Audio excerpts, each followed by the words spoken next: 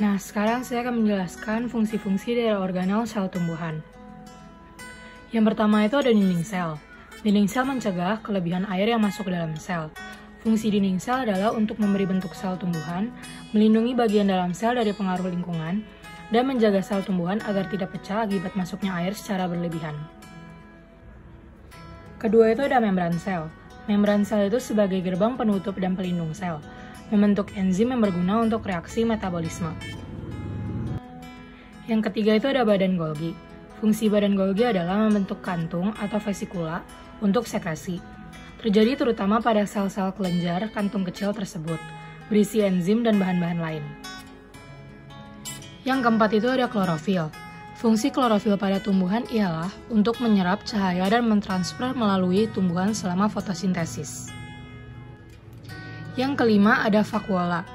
Vakuola berfungsi sebagai tempat penyimpanan zat cadangan makanan seperti amilum dan glukosa, lalu juga sebagai tempat penyimpan pigmen yang berisi seperti daun, bunga, dan buah. Yang keenam itu ada sitoplasma.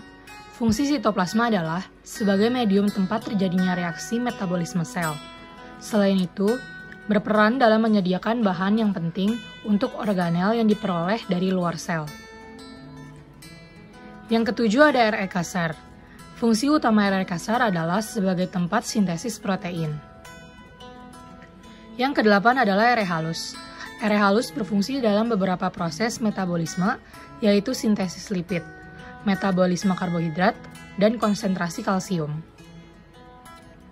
Yang kesembilan adalah mitokondria. Mitokondria berperan sebagai tempat respirasi sel. Yang terakhir adalah nukleus. Nukleus adalah organel paling penting dalam sel. Fungsi utama nukleus adalah untuk menjaga integritas gen tersebut dan mengontrol aktivitas sel dengan mengelola ekspresi gen.